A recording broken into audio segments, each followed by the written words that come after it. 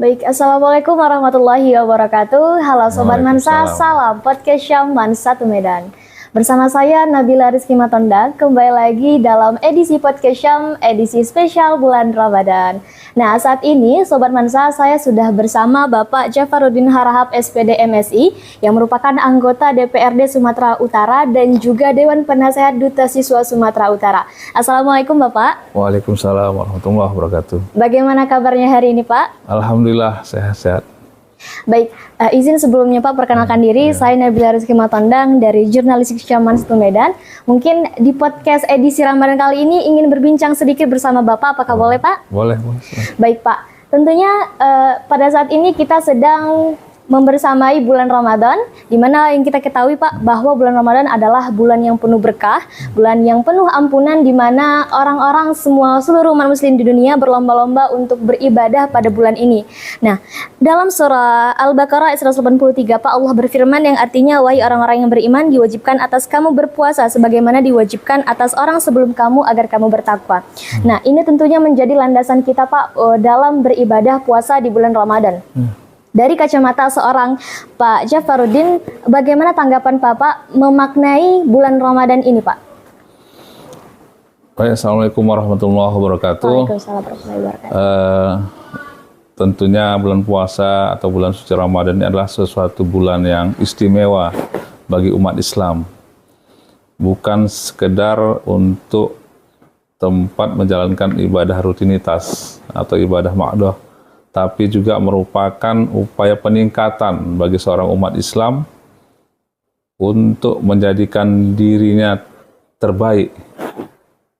Tentunya ada keistimewaan bagi mereka yang mampu menjalankan ibadah Ramadan itu dengan baik. Ya, Allah juga akan meningkatkan, ya, karena intinya adalah takwa, maka takwa adalah sebuah derajat yang diberikan oleh Allah kepada hambanya. Nah, seorang hamba yang bertakwa tentunya adalah orang-orang yang betul-betul bisa patuh menjalankan ibadahnya. Nah, bagi kita bahwa ibadah puasa memang sudah rutinitas setiap tahun dilaksanakan. Tapi sesungguhnya kalau kita sadari bahwa bulan ini adalah bulan yang penuh dengan keistimewaan bagi mereka yang mampu memberikan atau mengisi Ramadan ini dengan berbagai ibadah. Nah, selain ibadah puasa, kita malam hari diberikan kesempatan untuk menambah ibadah kita sholat tarawih. Bahkan mungkin selama ini kita jarang sholat tengah malam, tapi di bulan suci Ramadan ini kita mudah untuk menjalankan sholat ibadah malam. Nah, kemudian di bulan suci Ramadan ini istimewa bagi orang-orang yang bersedekah. Beda dia dengan hari-hari biasa. Sedekah di bulan Ramadan itu mempunyai nilai yang lebih besar. Ya, mungkin Allah akan memberikan juga balasan bagi mereka orang yang suka bersedekah di bulan suci Ramadan itu. Saya pikir itu ya. Baik, kita beralih Pak. Ya. Memaknai bulan Ramadan seperti yang Bapak sampaikan tadi, bagaimana seorang Pak Jafaruddin Harahap selaku anggota DPRD Sumatera Utara mengatur waktu agar seperti yang saya sampaikan tadi bahwa setiap muslim itu berlomba-lomba beribadah ketika memasuki bulan Ramadan. Bagaimana seorang Pak Jafaruddin agar mengoptimalkan ibadahnya saat bulan Ramadan, namun juga tidak meninggalkan prioritas pekerjaan, aktivitas, dan lain sebagainya, Pak? Ya, kita menjalankan ibadah puasa ini sesungguhnya seperti biasa saja. Ya, kegiatan-kegiatan kita tidak terhalang dengan puasa. Toh tidak bulan puasa pun kita berpuasa juga misalnya. Jadi bukan karena bulan puasa kita berpuasa, tapi hari ini bulan puasa ini adalah bulan yang berbeda. Nah, hanya berbedanya adalah kita bisa lebih meningkatkan nilai ibadah itu sendiri. Ya, banyak kegiatan kita itu ada bernilai pahala. Bahkan tidur pun kita ada nilai pahala gitu. Itu bedanya. Nah, jangankan kita bekerja sehari-hari, ya, kita tidur saja punya nilai pahala gitu. Nah, tentunya artinya apa? Bahwa pekerjaan yang kecil saja kita ada nilai pahala, apalagi pekerjaan yang besar. Termasuk menghadapi bulan suci Ramadan ini kan kita lebih cenderung menahan diri, menjaga perasaan orang, menjaga lidah kita, itu nilai yang sangat besar gitu. Nah, tentunya saya pribadi, ya, kita sudah menyadari Kalau kegiatan rutin sebagai anggota DPRD, ya kita ikuti. Bahkan kemarin saya kunjungan kerja ke Kabupaten Karo seperti biasa. Jadi tidak ada batasan karena bulan puasa malas, tidak. Gitu. Tetap justru malah di bulan Ramadan ini kita makin banyak aktivitas. Nah, yang jelas kegiatan kita adalah kegiatan yang baik, maka nilai ibadah itu adalah nilai yang bisa menambah pahala bagi kita. Nah, gitu. Jadi tidak ada, justru makin meningkat kegiatan bulan suci Ramadan ini, bukan makin menurun gitu. Ya, termasuk ya kita juga mau kegiatan safar Ramadan, kita tambah dengan kegiatan keliling menjumpai tokoh masyarakat, silaturahim, itu tetap kita lakukan. Nah, apakah dia waktunya juga 24 jam, tidak harus di siang hari, malam hari juga kita bisa lakukan silaturahim ke beberapa tokoh-tokoh. Apalagi ini waktunya kita untuk ya diberi kesempatan oleh Allah SWT kita untuk bisa bersedekah. Ya, bersedekah itu penting. Itu kegiatan yang sebagai anggota DPRD tentu inilah momentumnya. Beda dia nilainya. Bulan Ramadan ini kita bersedekah itu kita menyadari inilah momen terbaik. Makin banyak sedekah kita, makin bertambah rezeki kita. Saya pikir itu ya. Baik Pak, kita mungkin kilas balik ketika masa sekolah seorang Pak Jafarudin. Mungkin saya ingin bertanya, pada masa sekolah dulu Bapak ketika menyambut bulan Ramadan ini mungkin aktivitas yang Bapak lakukan? Ya, waktu sekolah dulu, ya kalau dari saya sejak SMP saya sudah jadi guru ngaji. Ya.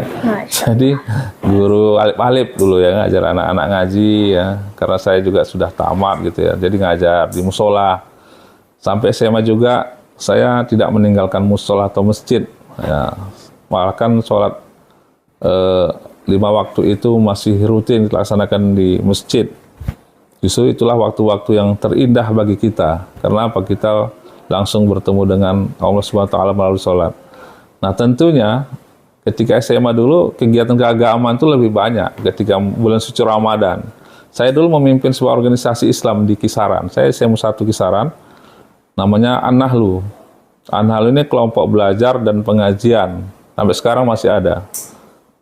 Kami setiap bulan Ramadan itu melaksanakan pesantren kilat, ya, dengan sampai 3 hari, bahkan 4 hari, ya, di sekolah, ya, di sekolah. Kemudian ada pengajian setiap hari Minggu, setiap bulan, pengajian remaja. Kemudian kami juga menjalankan usaha-usaha yang menambah income bagi pelajar. Ya, misalnya ada buku-buku apa dulu tablet Islami kita jual, majalah-majalah.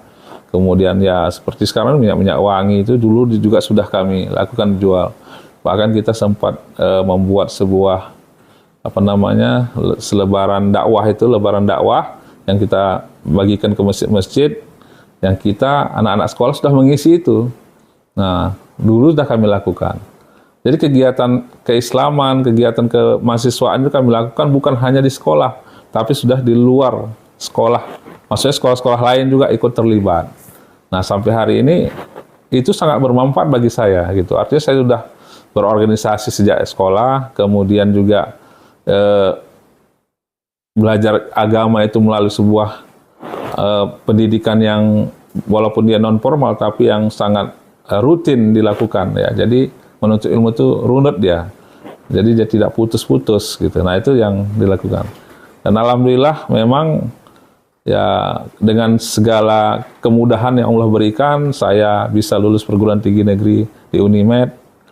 Ya kan? Kemudian masuk di kuliah juga kita aktif di organisasi, di PHBI mahasiswa, kemudian di Himpunan Mahasiswa Islam. Dan sekarang ya masuk partai, Partai Persatuan Pembangunan dan anggota DPRD Sumatera Utara. Wah, jadi memang Bapak dari semasa sekolah memang sudah produktif ya Pak ya hingga sekarang ini. Baik, seorang Pak Jafarudin gitu, ketika memasuki bulan Ramadan pasti memiliki satu hal yang membuat Bapak merasa spesial ketika memasuki bulan Ramadan seperti itu. Mungkin dari hidangan berbuka puasanya atau momentum apa Pak yang membuat Ramadan itu menjadi berkesan bagi seorang Bapak? Ya, mungkin dengan kesibukan saya di Ramadan ini saya lebih bisa bertemu keluarga. Ya, karena selama kerja saya mungkin selalu sibuk keluar kota. Tapi Ramadan ini Insya Allah selama bulan Ramadan ini baru sekali saya tidak berbuka di luar di rumah, ya kan, karena ada acara kegiatan. Nah, insya Allah saya terus berbuka puasa, sahur bersama dengan keluarga. Yang selama ini kadang makan pun kadang di mana, terus di luar, ya kan. Tapi alhamdulillah di Ramadan ini kita bisa kumpul keluarga makan bersama, baik sahur maupun berbuka. Itu dia. Itu suatu yang rahmat yang betul-betul kita tidak miliki gitu ya. Apalagi anak saya masih kecil-kecil, sehingga saya bisa melihat ya kehidupan mereka itu ke depan, insya Allah jadi pendidikan bagi anak-anak saya bahwa keluarga itu adalah yang utama dalam setiap kehidupan kita.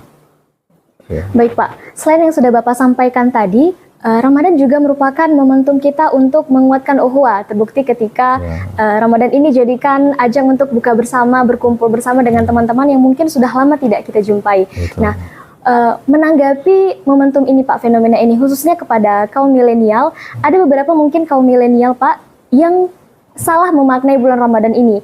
Mungkin mereka tidak memaknai bulan Ramadan sebagai sarana untuk mengoptimalkan ibadah, tapi malah fokus untuk ajang buka bersama ini. Mungkin tidak ada yang salah dengan hal seperti itu Pak. Mungkin namun dengan ajang buka bersama ini terkadang melalaikan ibadah-ibadah yang seharusnya tidak kita tinggalkan ketika bulan Ramadan. Bagaimana seorang Pak Jafarudin menanggapi hal tersebut Pak?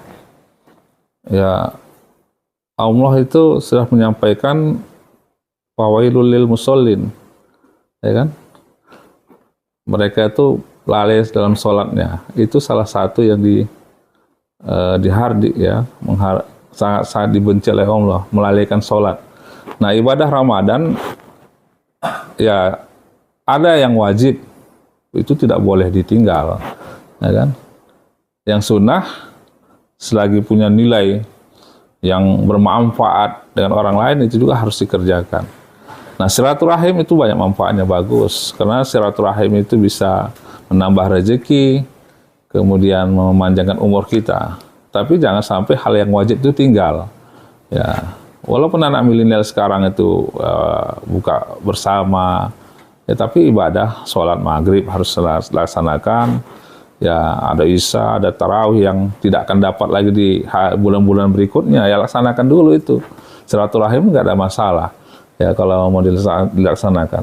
Tapi apalagi kalau sudah silaturahim itu sudah sampai kepada hal-hal yang merugikan orang lain. Ya, misalnya habis kumpul-kumpul lalu besok dia begala gitu kan, itu udah kumpul-kumpul yang membawa bencana namanya ya. Apakah bencana bagi diri kita dan orang lain, itu tentu tidak dibolehkan oleh agama. Nah, kita berharap bahwa anak-anak muda itu bisa melatih dirinya. Di sini kita melatih ini pertama disiplin. Ya, dimulai dari makan sahur sampai berbuka kita diatur disiplin. Ya. Makan sahur kita sebelum imsak, berbuka itu sedang ajang maghrib, ya. Itu disiplin. Tidak boleh kita molor-molorkan. Nah, kalau ini juga dilakukan oleh anak muda, saya yakin itu berarti bahwa Ramadan ini bagi kita adalah menjadi kita disiplin. Yang kedua, Ramadan kita adalah ya membangun silaturahim. Karena apa? Karena kita merasakan hal yang sama. Satu hari yang kita berpuasa, kita semua tidak ada membeda-bedakan orang yang kaya, yang miskin atau yang ini, semuanya berpuasa gitu. Jadi ketika kumpul silaturahim, berarti satu hari kita merasakan yang sama, lalu berbuka bersama dengan kebahagiaan yang sama. Tinggal lagi bagaimana kegiatan silaturahim yang dilaksanakan anak muda itu jangan mengarah kepada hal yang negatif. Tetap harus pada koridor agama. Ya, seorang milenial sekalipun yang paling penting adalah jangan meninggalkan sholat. Itu adalah kunci keberhasilan orang. Ya, keberhasilan itu tentukan sholatnya sesungguhnya. Saya melihat banyak gitu ya. Orang yang sering ke masjid, rajin ke masjid, itu pasti orang sukses ke depannya. Tapi kalau orang yang malas sholat itu pasti jangankan kita lihatlah itu. Orang yang malas sholat itu pasti akan gagal.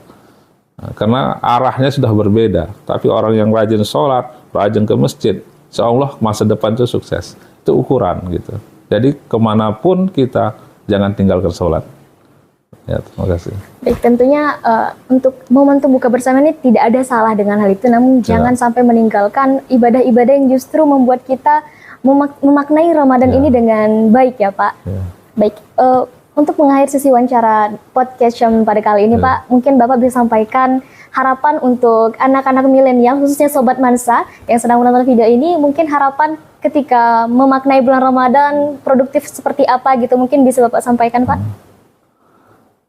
Ya, untuk milenial ya, untuk anak-anak muda, tentunya untuk memaknai Ramadan ini, ya kalau kita punya rezeki ya berbagi, itu kuncinya sebenarnya. Ini masa-masanya kita waktunya berbagi yang indah ini, ya. Kita bahagia, orang juga bahagia, gitu. Hari ini kita bersedekah, tidak ada yang merasa rugi, gitu. Nggak ada. Orang non-muslim sekalipun, mereka ini melakukan berbagi juga. Kenapa di bulan suci Ramadan mereka lakukan? Saya lihat itu.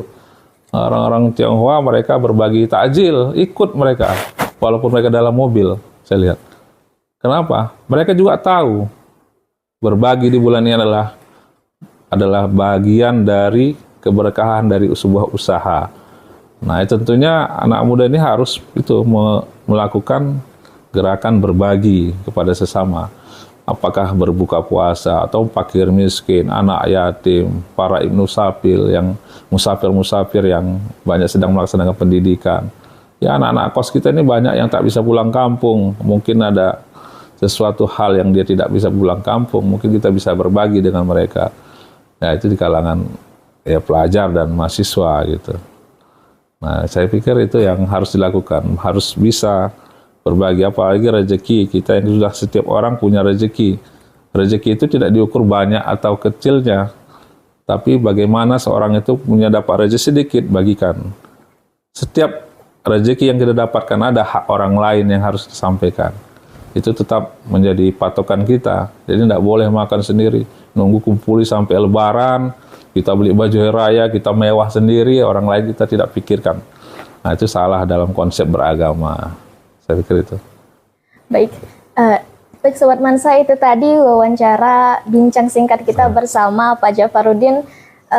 Obrolan singkat mungkin Pak, namun banyak sekali hikmah-hikmah manfaat yang kita ambil dari obrolan singkat ini. Terima kasih banyak kepada Pak Jafarudin. Semoga obrolan singkat kita ini mampu menebar manfaat untuk teman-teman Sobat Mansa yang menonton dan untuk khalayak ramai. Baik Sobat Mansa, itu tadi bincang santai kita bersama Pak Jafarudin selaku anggota DPRD Sumatera Utara dan juga Dewan Penasehat Duta Siswa Sumatera Utara. Saya Nabila Rizky Matondang, pamit undur diri. Assalamualaikum warahmatullahi wabarakatuh. Waalaikumsalam warahmatullahi wabarakatuh.